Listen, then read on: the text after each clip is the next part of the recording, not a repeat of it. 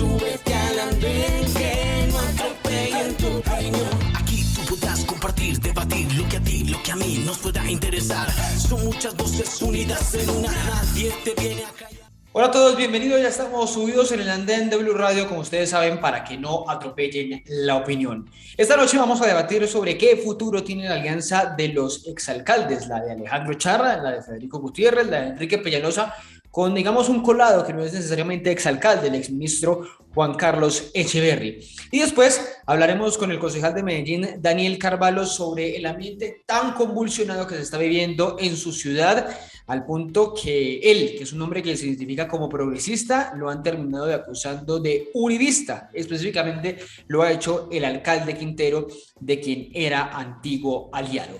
De eso vamos a hablar en esta noche del andén, pero antes, aquí les dejo el editorial de la semana.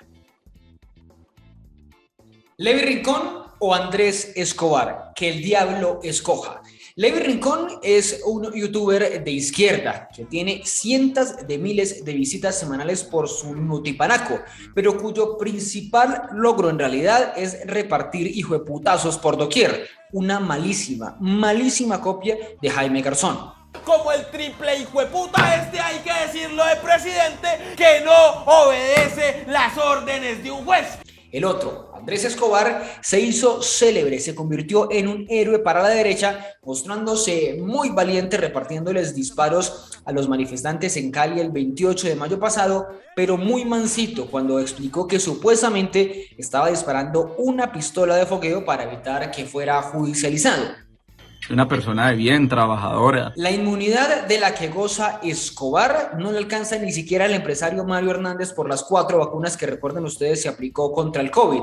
La de Escobar, sin duda, es una inmunidad judicial. La fiscalía no le ha tocado ni un solo pelo por tentativa de homicidio.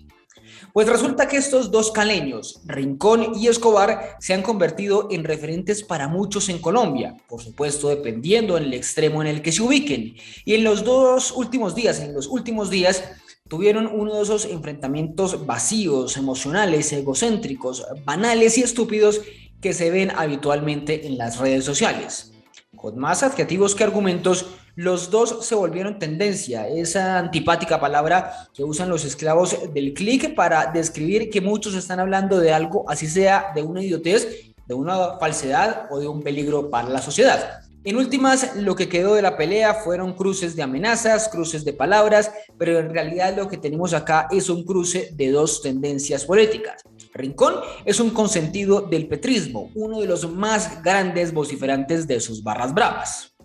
¿Cómo estás, Gustavo? ¿Cómo está, Levi? ¿Qué tal a todos sus, cómo se le dirá, youtubers o cómo? ¿Youtubers? No. Y Escobar, recuerden ustedes, un protegido, un defendido por María Fernanda Cabal. Lo dijo aquí en el andén de Blue Radio cuando se preguntó qué había de malo en este hombre cuando disparó en el sur de Cali. ¿Y cuál es el pecado de Andrés Escobar? Salir con un arma traumática a defender que no le quemaran su casa. ¡Qué buen debate! A matar a una persona o a herir a una persona. Él está defendiendo y disparando. Pero en esa defensa podía matar a alguien. Ah, ¿y quién agredió a quién? Por supuesto que no sorprenden las preferencias políticas de ambos, tanto la de Levi como la de Andrés son expresiones extremas y, si se quiere, violentas de una forma de hacer política que se quiere imponer en Colombia. Pero me resisto a creer que esas sean las únicas opciones. Me opongo a que estos sean los referentes de los jóvenes en Colombia, porque hay muchísimos más jóvenes llenos de ideas y de muchos argumentos por quienes, por ejemplo, vale la pena votar el próximo año. Parafraseando a Mario Vargas Llosa, cuando habló de la política y la realidad peruana, no podemos estar condenados a escoger entre el cáncer y el SIDA.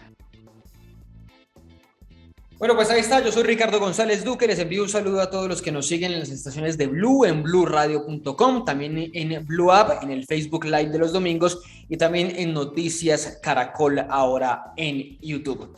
Como les contaba al inicio, estamos aquí en el andén, con quienes ustedes ven ya están subidos con nosotros esta noche, para hablar un poco sobre las últimas movidas de la que han denominado Coalición de la Experiencia. Para algunos, un nombre con el que se trata de disimular la coalición de centro derecha que están tratando de conformar exalcaldes muy populares, bueno, en el caso de Federico Gutiérrez y de Alejandro Char, exalcaldes muy populares, y también hay, digamos, colado en esta coalición de exalcaldes, pues el exministro de Hacienda, exgerente de Ecopetrol, Juan Carlos Echeverry.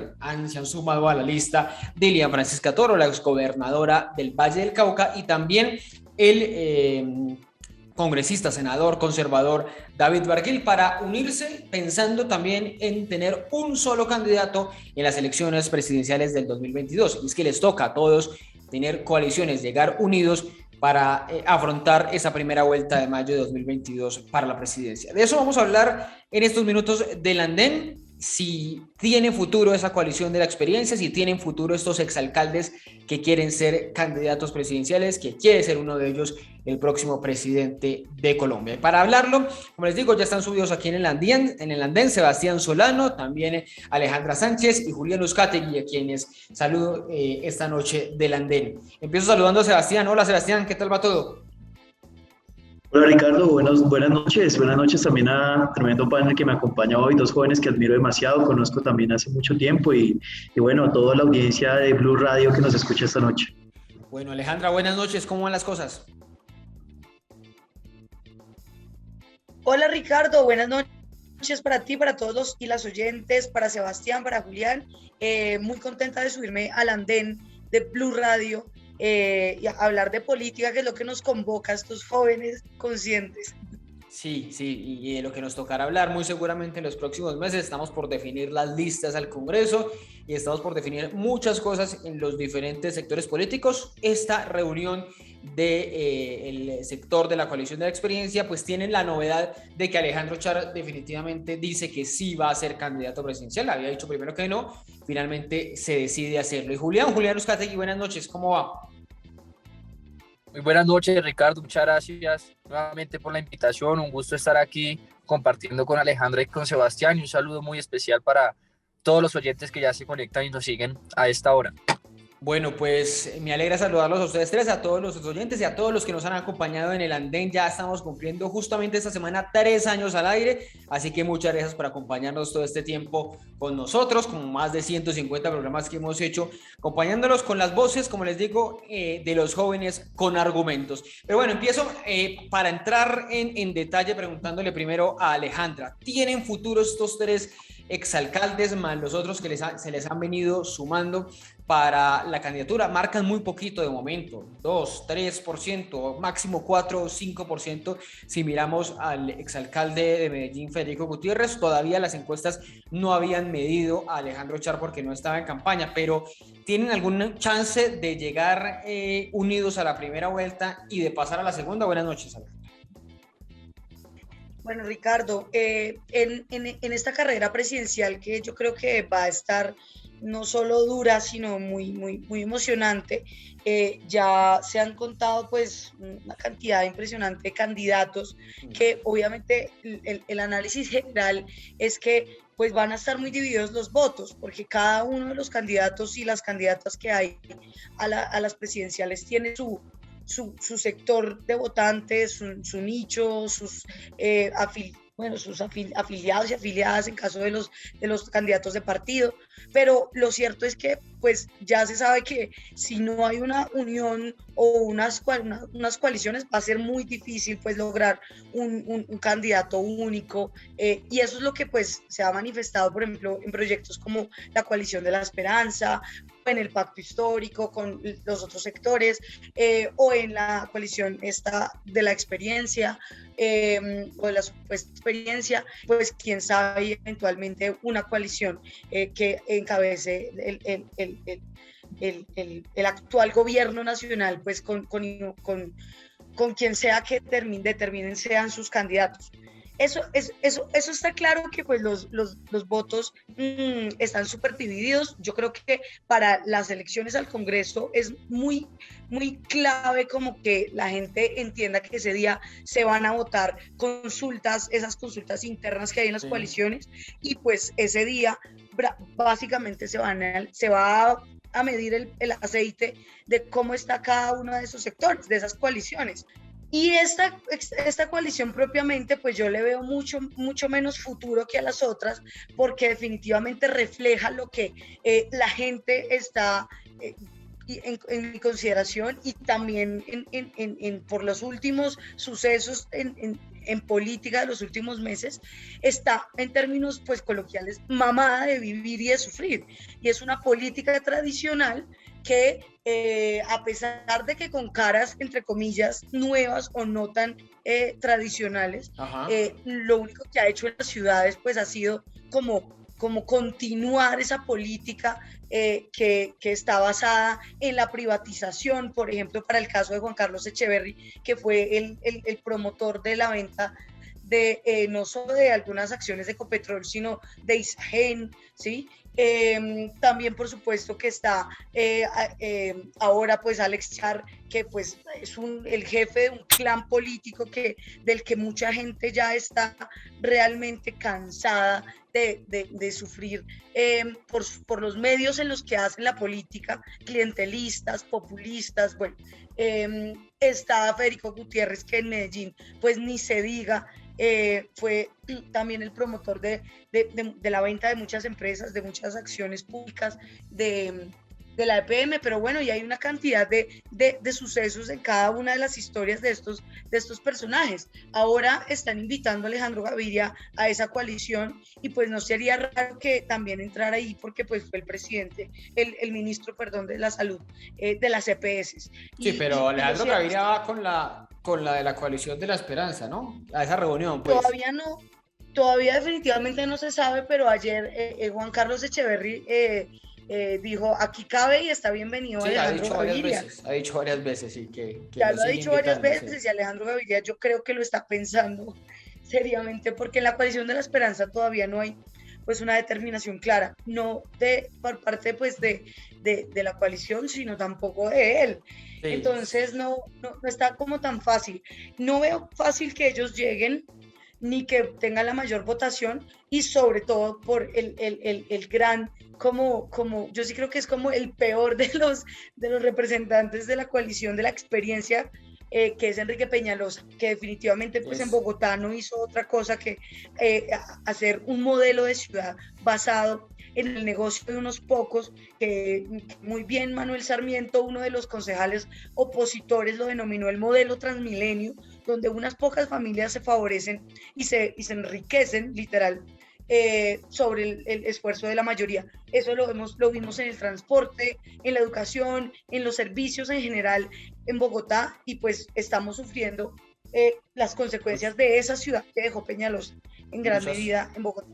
Bueno, muchas cosas por hablar acá, porque son muchos candidatos, han dejado mucho de qué hablar en cada una de sus ciudades. Y bueno, terminaba Alejandra justamente mencionando eso de Peñalosa, que quizá es el menos popular de los candidatos, por lo menos de los exalcaldes. Juan Carlos Echeverry no se ha medido tanto en popularidad, pero le pregunto ahora a Julián Uzcategui sobre el futuro de esta coalición, de esta llamada coalición de la experiencia, de esos exalcaldes que para algunos fueron buenos gerentes, buenos administradores de sus ciudades, y ahora intentarán en la presidencia disputar los votos. Julián, lo escucho. Ricardo, yo creo que el pueblo colombiano merece buenos candidatos y que en base a eso puedan definir un apoyo o su votación. Tenemos infinidad de candidatos, más de 50, más de 60 candidatos presidenciales de todo el espectro político en Colombia, y siento, como venía diciendo, que eso fortalece el concepto de democracia en el país, y podemos todos discutir en base a ideas y a propuestas, así sean diferentes. En la coalición de la experiencia conjugan precisamente un conjunto de candidatos que tienen similitudes, que vienen de gobernar y que tienen experiencia administrativa, y que en efecto eso es lo que tienen para ofrecer para el país. Yo creo que nos damos cuenta en base a muchos escenarios, por ejemplo, el escenario de Bogotá, la falta que le ha hecho a Bogotá una persona que haya podido administrar y que haya gobernado anteriormente, y esa improvisación hoy la estamos sufriendo los bogotanos, y por eso siento que ese es un factor que agrega esta llamada coalición de la experiencia. Sí creo fielmente que deben haber coaliciones, que deben haber alianzas, uniones frente a la primera vuelta en diferentes sectores para enfrentarse, digamos, a las ideas diferentes y poder encontrar un camino que nos lleve a tener un buen presidente. Sin embargo,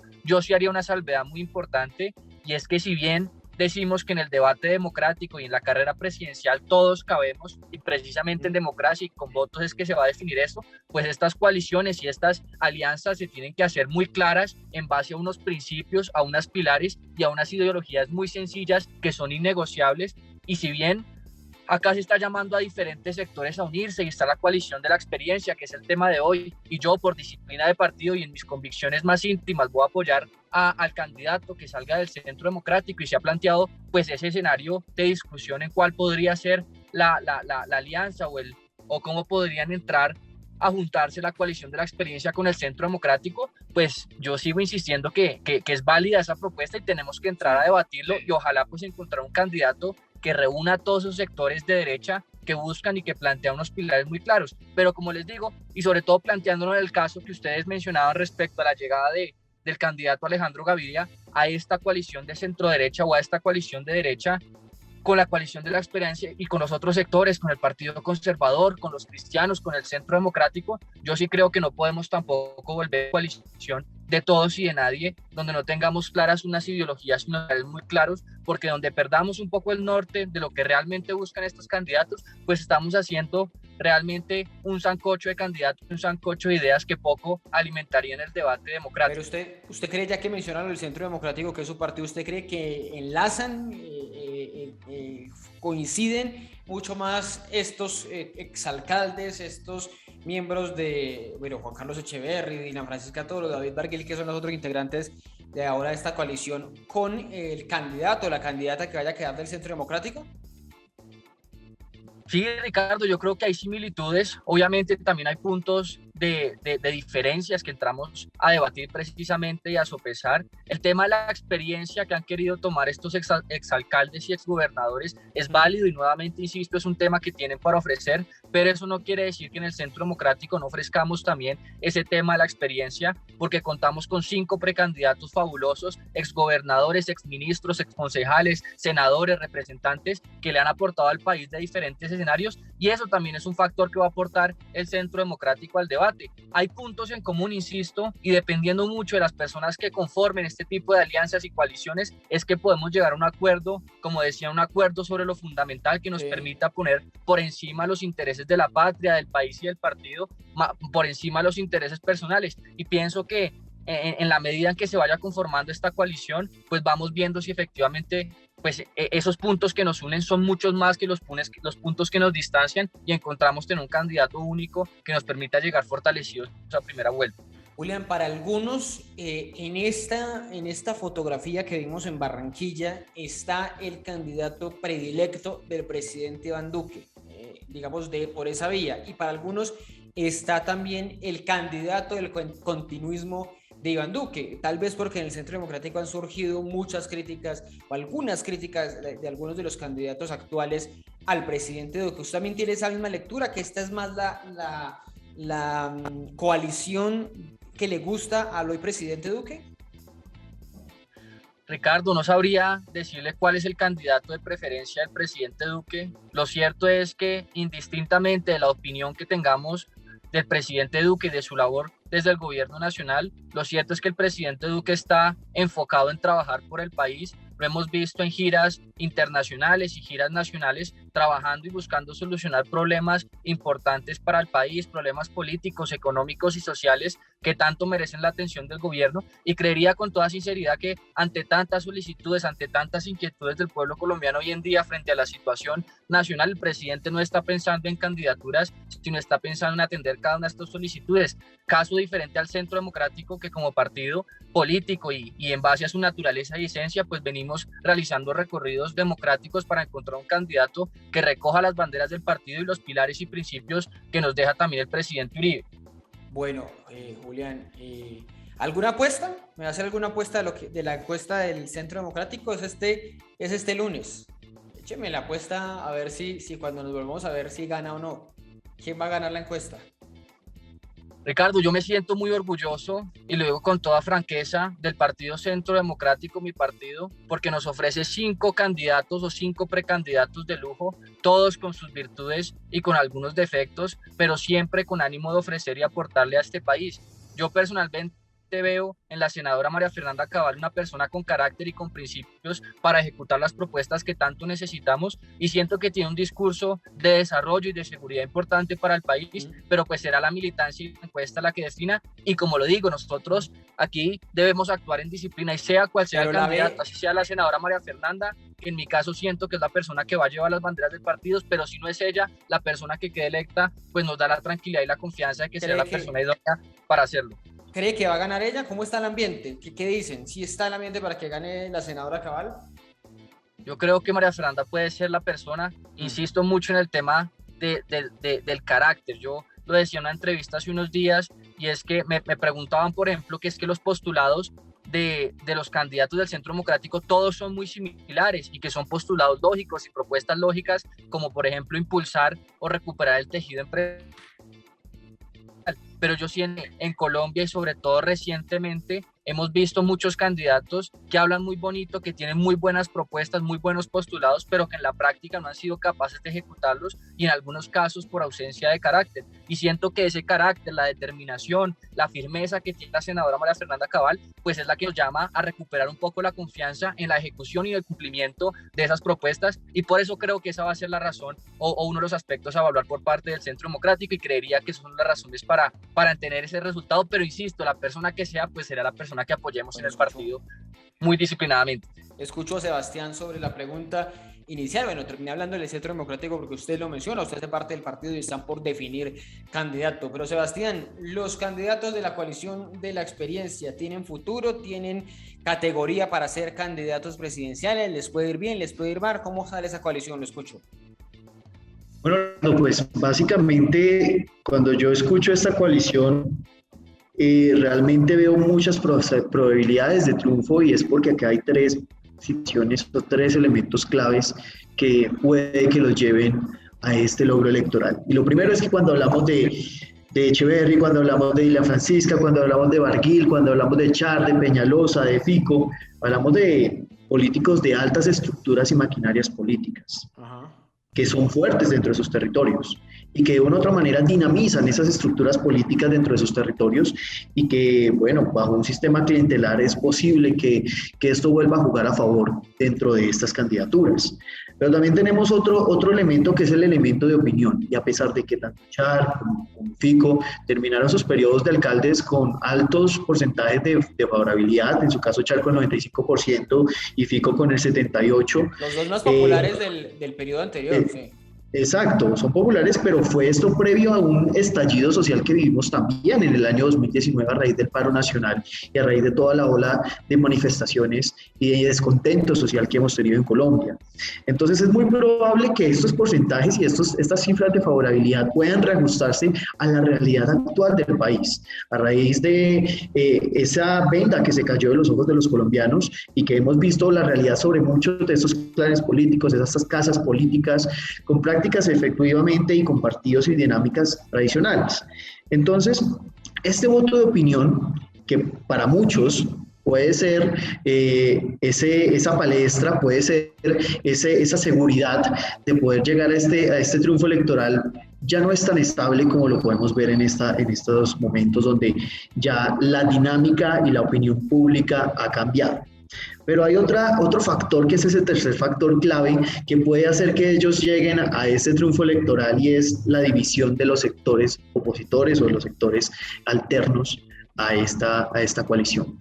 Y es que, por ejemplo, como lo hemos visto con el pacto histórico, es un pacto que se mantiene uniendo y articulando nuevas alianzas, pero del cual también salen otras alianzas y salen otras candidaturas fuertes. Lo mismo pasa con la coalición de la esperanza, una coalición que, como lo manifiesta Ale, pues aún no tiene muchas claridades sobre su apuesta política, sobre su representación política, y mientras sectores como el Centro Democrático y esta coalición de la experiencia pesan más los acuerdos políticos que los egos, a diferencia de estos otros grupos y estas otras coaliciones. Entonces, o sea, usted ve a los exalcaldes poniéndose de acuerdo más fácilmente.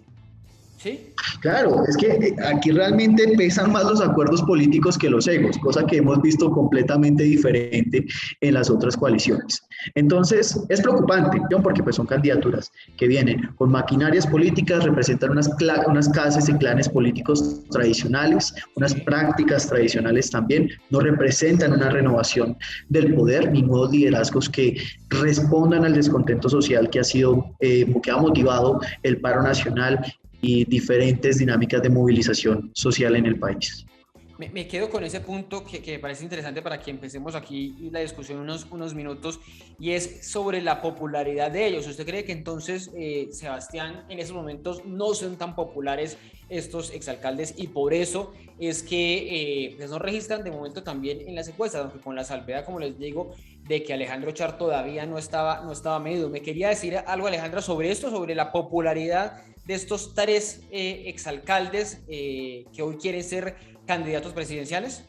Ricardo, yo quería decir era que sí. Sebastián, digamos, me retomó una idea que yo dije, pero no creo que se haya entendido entonces lo que dije, porque definitivamente creo que en esta coalición de la supuesta experiencia hay acuerdos políticos, pero no programáticos, y eso, o sea, de verdad no refiere a que tengan más claridad que otras coaliciones, sino al contrario, más claro qué es lo que van a llegar a hacer al gobierno, pero no están porque dice que no tienen acuerdos programáticos. Pues de momento ningún otro sector, ninguna otra coalición tiene tampoco acuerdos programáticos. Están juntándose unos nombres de momento, ¿no?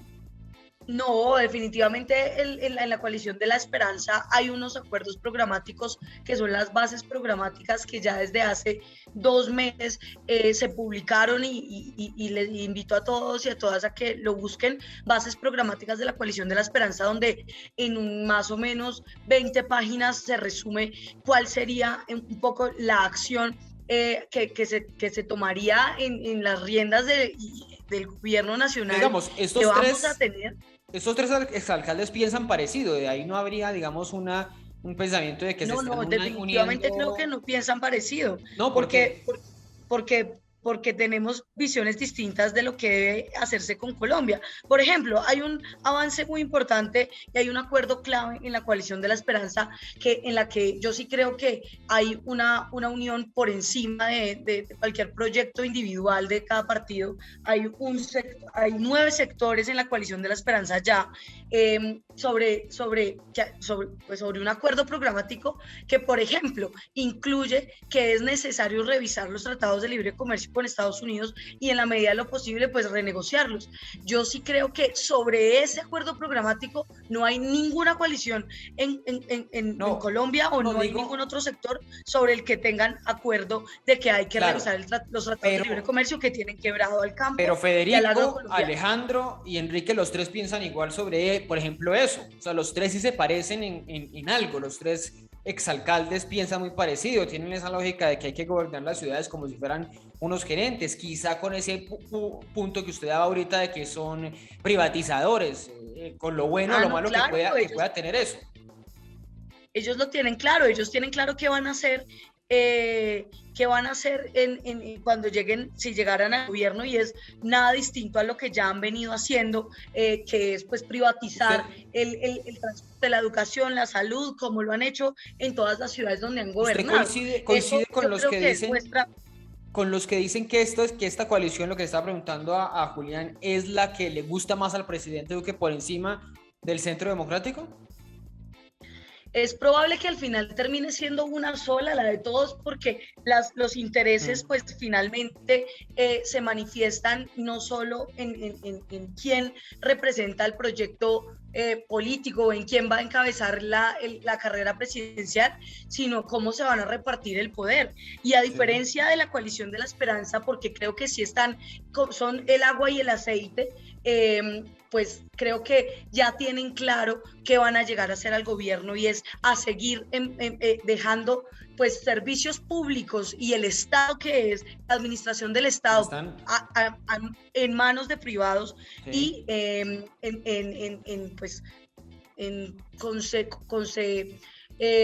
continuar con los negocios propios que tiene cada uno, que ya se han demostrado que tienen pues un gran negociado, cada uno tiene como su empresa, sus propias empresas incluso, y pues lo que han hecho en las ciudades y en los roles que han tenido cada uno de estos personajes ha sido favorecer sus propios intereses, pero además sus propios negocios con recursos públicos y con toda la administración pública. Me están pidiendo la palabra Sebastián y Julián, porque tengo que ir cerrando, pero quiero una opinión de ellos a cada uno, porque además quiero hacerles la pregunta de cierre. Pero escucho a Sebastián y después Julián, muy cortos, por favor.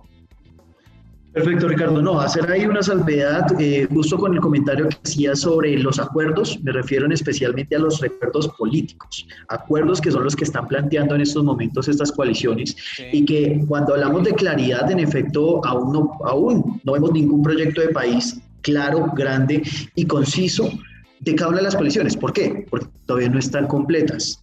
Cuando las coaliciones estén completas, cambia el panorama y cambia la agenda programática. Si llega a entrar un Alejandro Gaviria a la coalición de la esperanza o a la coalición de la experiencia, cambia también ese mapa político.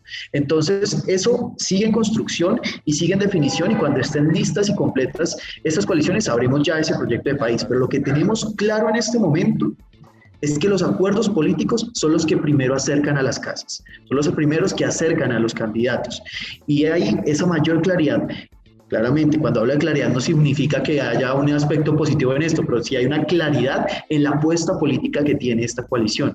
Entonces, por esto digo, aquí pesan más los acuerdos de cómo se beneficiará una casa, un sector, una candidatura, un partido político de que llegue al poder X o Y candidato, que los acuerdos programáticos que puedan estar pensando. Punto a favor de la coalición de la esperanza y del pacto histórico, de que ponen por encima también estos acuerdos programáticos, pero también hay un asunto de egos que ha dificultado que se logren llegar a acuerdos concretos. Pero acá hay una premisa, que es ese beneficio político que le implica a un candidato con el otro negociar sobre estos acuerdos. Hay unos mayores acuerdos políticos. Escucho a Julián para irnos despidiendo. Julián.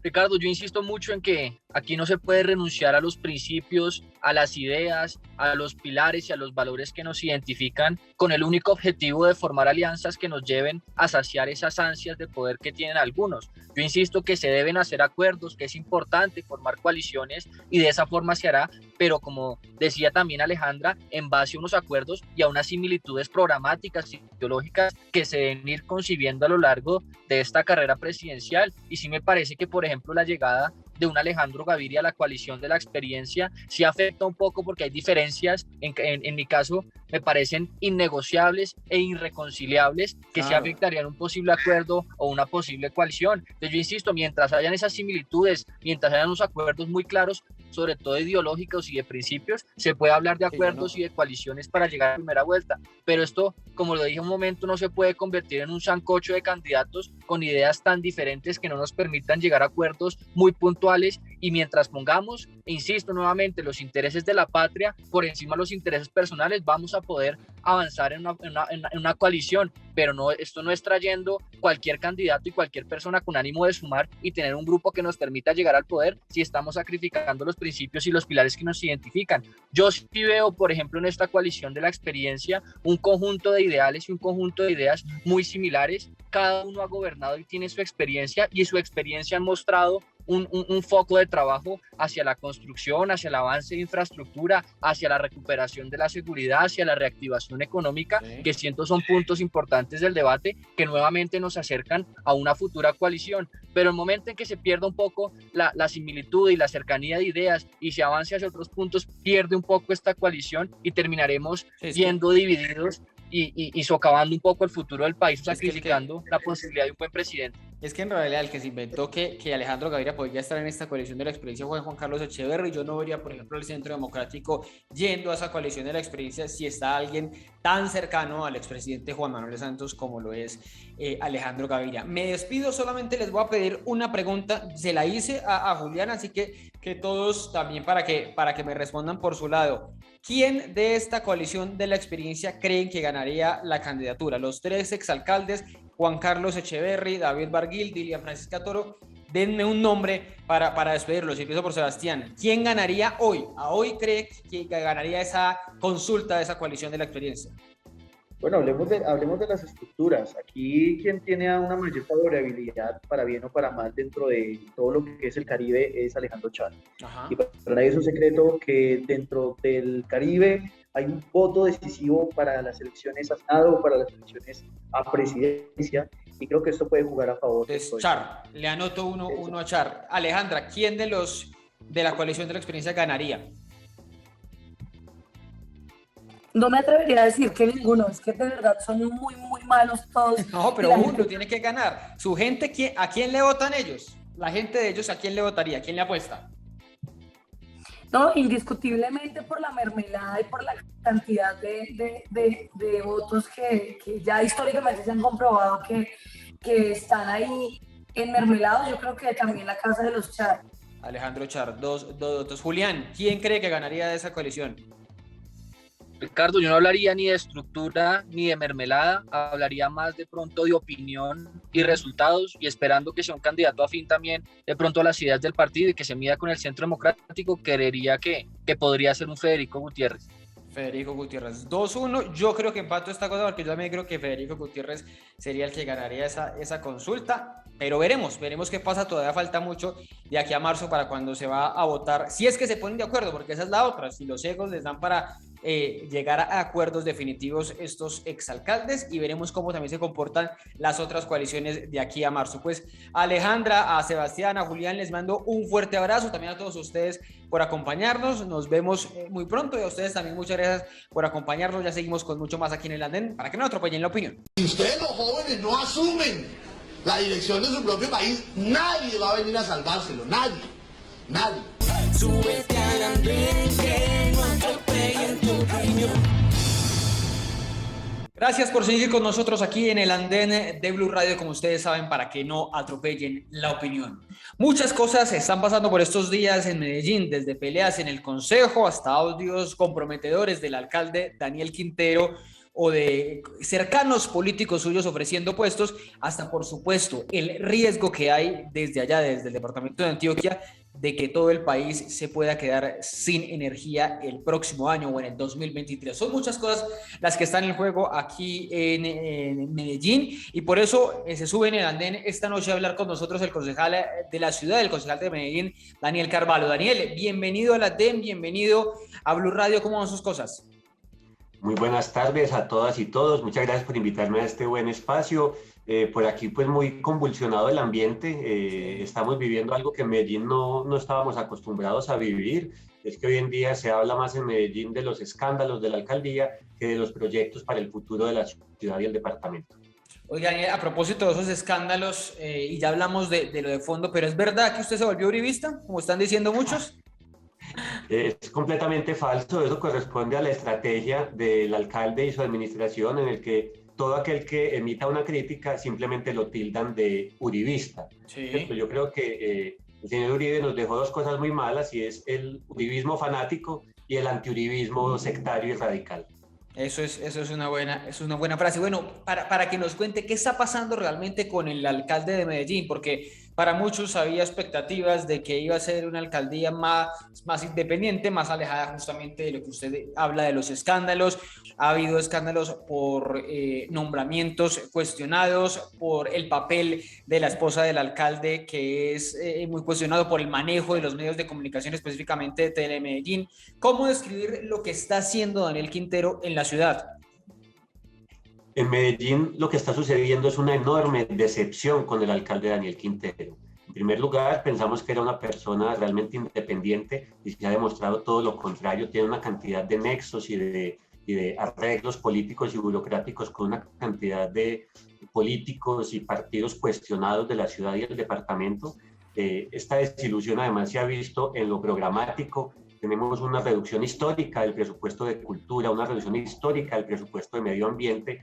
Uno ve a los jóvenes decepcionados del alcalde, sectores sociales, sectores culturales, sectores solidarios y sectores políticos que además hay que decirlo que van desde la izquierda hasta la derecha. Entonces no es un tema de uribismo y antiuribismo, es realmente una gran decepción, una preocupación, porque además el alcalde ha sumido a la ciudad en una crisis institucional sin precedentes que se refleja perfectamente en la enorme inestabilidad de Empresas Públicas de Medellín, que lleva 4 gerentes en 2 años, cosa que nunca había pasado. Daniel, pero ¿cómo se explica que el alcalde siga teniendo niveles muy aceptables de popularidad? Por supuesto, nada cercano a un alcalde de Medellín, porque los alcaldes de Medellín estábamos acostumbrados a que estuvieran muy por arriba en popularidad, pero Quintero, en la última Inbamer que registramos aquí en Blue, era el alcalde que más crecía, que mejoraba 10 puntos, me acuerdo, de 47 a 57 en favorabilidad. ¿Cómo explica eso, que la gente siga creyendo en el alcalde Quintero a pesar de todo eso que usted está describiendo? Pues las encuestas cada uno las lee como quiere, ¿cierto? A mí me parece que, pues no me parece, es sin duda el alcalde con la popularidad más baja en los últimos 20 años, ¿cierto? Puede que haya repuntado en los últimos días, pero sigue siendo un alcalde con una popularidad muy baja. Segundo, pues hay que tener en cuenta que un alcalde de Medellín tiene un poder mediático y comunicativo gigantesco, y sabemos que él invierte plata de Secretaría de Comunicaciones en public reportajes, se acaba de gastar 60 millones de pesos para escribir una columna en El Tiempo, sabemos que paga sitios web que le hacen noticias favorables, pero que son sitios web pues de origen desconocido. Entonces, por supuesto, hay una estrategia mediática. Por supuesto, hay algo muy propio de los medellinenses, es que aquí mucha gente siempre evalúa bien a su alcalde, aunque piense que las cosas están empeorando, pero en términos así pues absolutos, es la popularidad más baja de un alcalde en 20 años, y eso sí es muy diciente. Daniel, usted me mencionó varias veces la palabra decepción ahora. ¿Por qué lo dice? Usted apoyó a Daniel Quintero en la elección de 2019, y ahora, ¿qué piensa? ¿Qué piensa de esa elección? ¿O usted qué posición o qué expectativa tenía el alcalde Daniel Quintero, más allá de lo independiente que es esa palabrita con la que él tanto jugó, como fue su movimiento, como se llamó su movimiento? Pero ¿por qué la palabra decepción? Bueno, en primer lugar, yo no apoyé al alcalde Daniel Quintero en campaña, yo tenía mi propio candidato de mi movimiento, Juan David Valderrama, pero al final pues se daba como que la opción era entre Daniel Quintero y Alfredo Ramos, candidato del Centro Democrático. Yo, que soy una persona de pensamiento progresista, pensé que era mejor Daniel Quintero, por eso decidí inicialmente ser parte de la coalición de concejales que lo apoyábamos, pero rápidamente llegaron las decepciones por varios lados. Muy empezando su gobierno, metió el ESMAD a la Universidad de Antioquia, algo que nunca nadie había hecho. Después nos presentaron el plan de desarrollo y vimos que realmente su gran promesa de la ecociudad, que era un tema que para mí era particularmente interesante, no correspondía con el sueño que él había vendido. Y después empezó ya desde el tema político una forma muy decepcionante de llevar el debate público, y es no recibir ninguna crítica, sino simplemente tildar a todo el mundo de uribista, uribista, uribista, uribista. Ese es su único discurso político.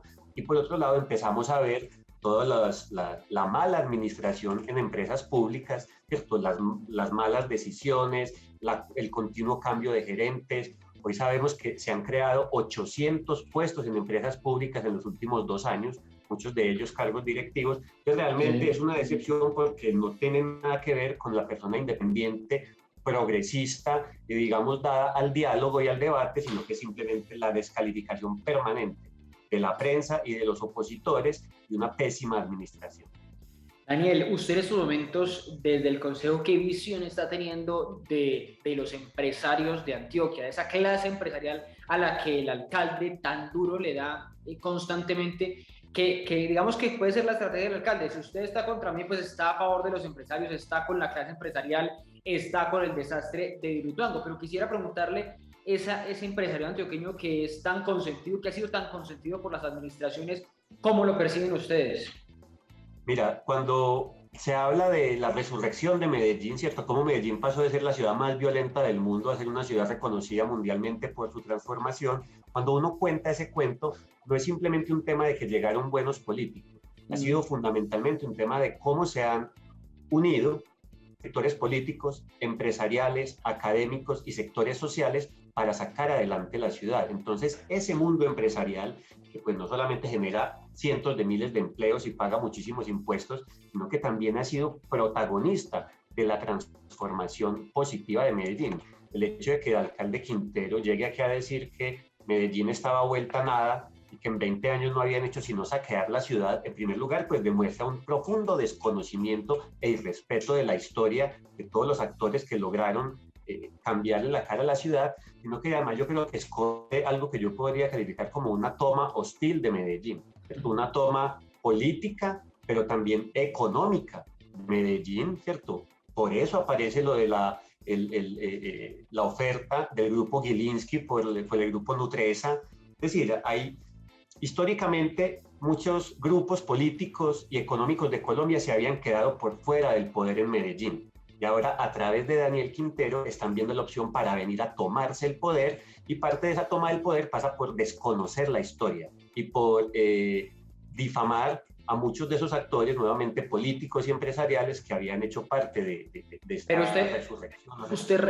Usted relaciona, usted da un punto muy interesante y claro, que muy actual, muy coyuntural, que es esto del grupo Gilinski. ¿Usted cree que ese papayazo, por decirlo así, para ponerlo en términos coloquiales, que ve el grupo Gilinski de tomarse el grupo Nutresa, la holding de alimentos del GEA, es por la pelea con el alcalde Quintero? ¿O ven que la cancha está sola, que está muy debilitada la situación? ¿O qué papel juega ahí la alcaldía en esa búsqueda de acciones?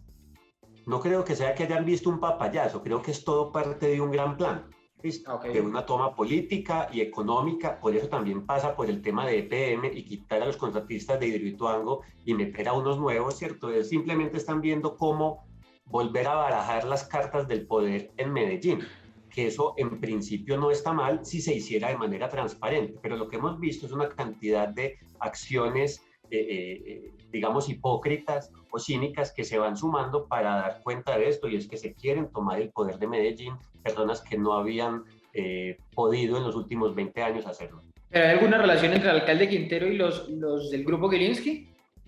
Pues yo he escuchado muchas especulaciones al respecto, sí. ¿Cierto? Creo que le correspondería pues más a la prensa y a los investigadores definir eso, pero sí hay lazos que van conectando a Gilinski con Quintero, con Petro, y creo que es eso. Hay una gente que quiere tomar el poder y pues le están haciendo daño a la ciudad en esa lucha. Concejal, siendo autocríticos también de lo que ha pasado en Medellín durante este tiempo, porque el alcalde Quintero termina ganando en parte por ese discurso de Hidroituango, en parte, no digo que sea totalmente, pero por ese discurso de Hidroituango, de que fracasó esta clase gobernante, como usted lo dice, tanto económica como política. ¿No cree que sí se cometieron unos errores en esa clase que nos tienen a ustedes en Antioquia, pero también a todo el país en jaque, con el riesgo de Hidroituango, como yo decía al inicio, con el riesgo de que nos quedemos sin energía? Pues mira, cuando uno ve el reporte oficial de qué fue lo que pasó en Hidroituango, las mismas aseguradoras, que son las menos interesadas en pagar, reconocieron que había sido un accidente, ¿cierto? Sí. Eso es lo que tienen y por eso habíamos empezado a recaudar ya el dinero de las aseguradoras. El alcalde dice que vino a destapar la corrupción en Hidroituango, pero al día de hoy no han puesto una sola denuncia por corrupción alrededor de Hidroituango. El alcalde dijo que EPM estaba camino a la quiebra y hoy en día presenta utilidades sin precedentes. Entonces lo que yo veo es que se pueden haber cometido errores en la historia, ¿cierto? Pero lo de Hidroituango ya se estaba resolviendo adecuadamente. No hubo ni un muerto. En lo que algunos llaman la tragedia de Hidroituango, no hubo un solo muerto.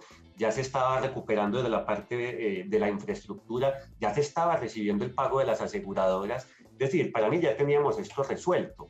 Sí.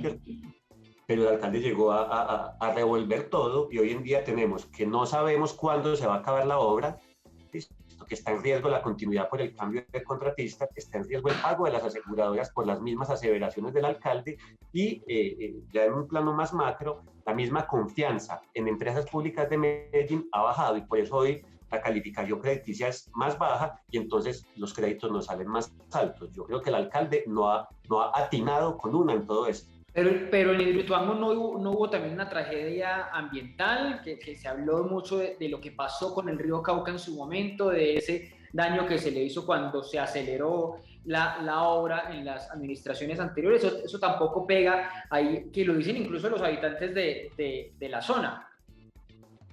Bueno, ahí pues cuando uno habla con habitantes de la zona hay muchas visiones diferentes de la cosa, ¿cierto? Y todas respetables. Una hidroeléctrica, una presa de este tamaño siempre tiene impactos ambientales, como toda cosa que hagamos los seres humanos. Entonces uno puede debatir pues sobre la sostenibilidad o no de una presa.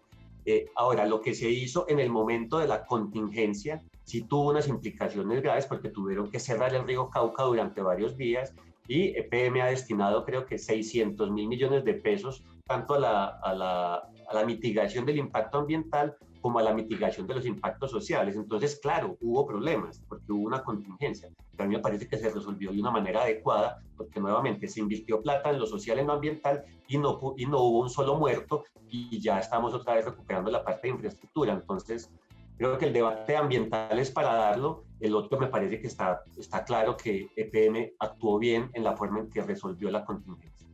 Daniel, le quiero cambiar de tema para hablar un poquito de los jóvenes de Medellín, que es un tema que le interesa mucho, pues que son parte de sus electores también, los jóvenes de la ciudad. Y hay dos aspectos, el Estado y los delincuentes de los que les quiero hablar. El primero es del mundo delincuencial, porque siempre, usted estaba mencionando ahorita esa Medellín de antes, la Medellín muy violenta, queda ese imaginario del drama del reclutamiento de jóvenes para los combos, para las bandas criminales.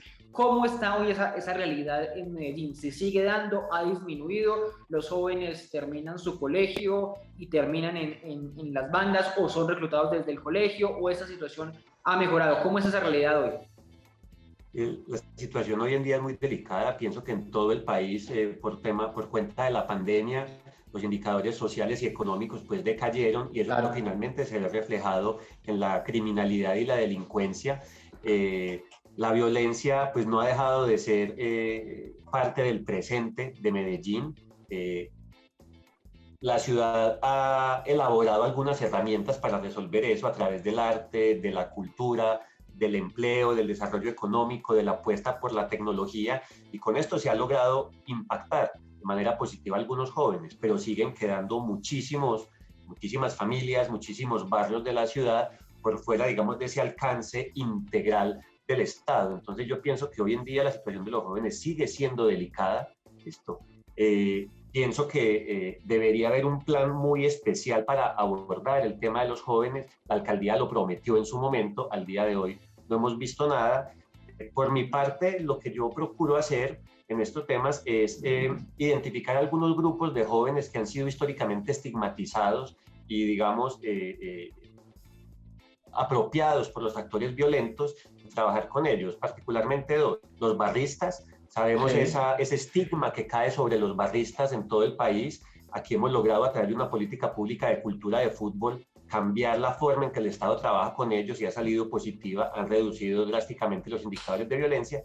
En segundo lugar, los grafiteros. También sabemos, y en Bogotá pues son conscientes de eso, los problemas que ha habido entre el Estado y los grafiteros, y aquí también con una política para el arte urbano hemos logrado mejorar las relaciones del Estado, la ciudadanía y los artistas urbanos. Entonces, mi forma de trabajar no es un discurso general sobre la juventud, sino abordar grupos particulares para demostrarle a ellos, al Estado y a la sociedad que hay otra forma de abordar a estas personas y no simplemente criminalizándolas o difamándolas con el apelativo de vándalos. Eso le iba a decir, ese apelativo de vándalos que viene desde el Estado, desde la policía. ¿Cómo es la relación allá en Medellín entre los jóvenes y la policía? Porque acá en Bogotá, por ejemplo, bueno, y también en Cali lo vimos con mucha fuerza, estalló ese estallido social, valga la redundancia, que vimos a inicio de año por cuenta de una relación muy tensa que hay con la policía. Nos explicaban muchas personas aquí en el andén, cuando hicimos un especial del paro, decían, es que la relación con la policía siempre es tensa, en un parque, cuando hay jóvenes en algún lugar, cuando están haciendo deporte, en fin, muchos escenarios son tensas porque hay mucho tiempo libre, también hay que decirlo. ¿Cómo es esa relación allá en Medellín entre jóvenes y autoridades? Pienso que es muy similar a lo que vemos en todo el país, porque digamos no hay una gran diferencia entre los jóvenes de Medellín, los de Bogotá, los de Cali, y la Policía Nacional es una sola policía, entonces el conflicto es el mismo. Yo creo que esto nos exige, por un lado, pues entender por qué la policía trata y actúa así contra los jóvenes, ¿cierto? No solo en el paro nacional, sino en el día a día. En segundo lugar, pues hay que seguir insistiendo con la urgencia de una reforma a la policía, una reforma que tiene que ver desde la misma formación que el policía recibe, porque cuando usted ve cómo forman a los policías, entiende por qué los policías después se comportan así. Cuando reciben una formación basada en la violencia, en la humillación y en el castigo, ellos van a reproducir lo mismo contra los jóvenes que son muy vulnerables con la policía. Y por otro lado, yo creo que también hay que trabajar con los jóvenes, ¿cierto? Haciéndoles entender y comprender cuáles son sus derechos, cuáles son sus deberes, cuáles son las rutas que tienen para quejarse de una mala acción de la policía, pero pienso que la principal responsabilidad está en el Estado y en la Policía Nacional. Los jóvenes son sobre todo víctimas de esto. Estaba mencionando usted lo de la formación. Me acuerdo que usted contó hace un año más o menos que usted había estado en el ejército, que le tocó esa formación. Sí, ¿ejército o policía? Yo fui soldado durante un año, ¿Pagando servicio? 24 años. Sí, ¿pagando servicio? Hace 24 años. Y sí, la formación era basada en la violencia, en la humillación, en la violencia física o verbal. Y si a uno lo forman así, es muy difícil que salga con una idea diferente de lo que es el poder, ¿cierto? Entonces yo creo que ahí tenemos muchísimo que trabajar. Tenemos que dejar la mirada de que el joven es peligroso porque sí. ¿Y a usted le quedó algo? A ver, al joven... Perdón. A usted, no, le preguntaba sobre esa formación. ¿A usted le quedó algo que sienta en su día a día que es negativo por esa formación, por ese adoctrinamiento? Bueno, afortunadamente yo solo pasé un año, ¿cierto?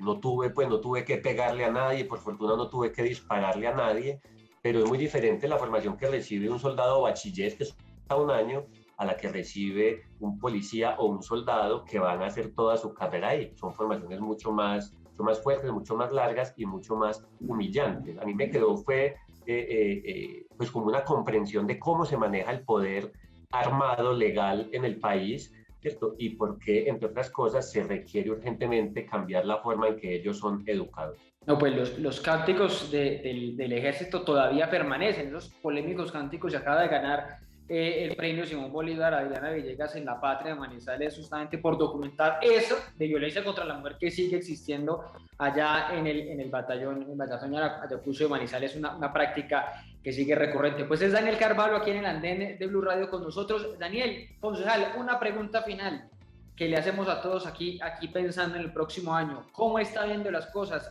¿Quién quiere que sea su candidato para las elecciones presidenciales? ¿A quién le está apostando usted para esto que viene, este proceso tan álgido en 2022? Mira, yo pienso que en Colombia llevamos 200 años haciendo el experimento de aniquilar moral o físicamente a quien piensa diferente. Infortunadamente, la polarización hoy en día sigue siendo igual. Entonces hay una parte de la gente que piensa que los uribistas tienen que desaparecer. Hay otros que piensan que los petristas deberían irse todos para Venezuela. Y yo creo que esa no es la solución del país. El país requiere armonía, requiere consenso, Colombia necesita aprender a estar en desacuerdo. Y en ese sentido, la mejor opción que yo veo hoy en día de cara a las presidenciales y al Congreso es la coalición de la esperanza.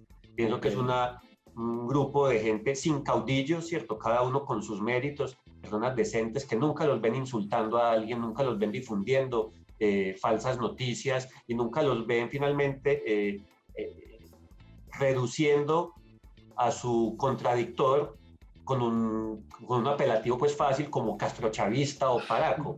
Entonces mi apuesta va por el lado de la coalición de la esperanza y allí yo espero que el profesor Sergio Fajardo gane la consulta de marzo y sea presidente de Colombia. ¿Lograrán convencer a Alejandro Gaviria? Yo espero que sí, y se lo dije a Fajardo y se lo dije a Alejandro Gaviria, los necesitamos juntos. Bueno, pues esa es la expectativa de quienes le están apostando justamente al centro, a la coalición de la esperanza para primero la consulta de marzo y después lo que viene en la presidencial en la primera vuelta de mayo, de finales de mayo. Pues Daniel, un gusto saludarlo, un gusto saber de usted y nos hablamos en una próxima seguramente para ver cómo van las cosas allá en Medellín. Muchas gracias a todos los telespectadores del andén y muchas gracias a ti por la invitación. Sí, señor, a usted, Daniel, muchas gracias y también a ustedes gracias por seguirnos en esta hora. La próxima semana nos escuchamos con otro personaje y otro debate aquí en el andén para que no atropellen la opinión. Súbete al andén que no atropellen tu opinión. Súbete al andén que no atropellen tu opinión. Aquí tú podrás compartir, debatir lo que a ti, lo que a mí nos pueda interesar. Son muchas voces unidas en una. Nadie te viene acá.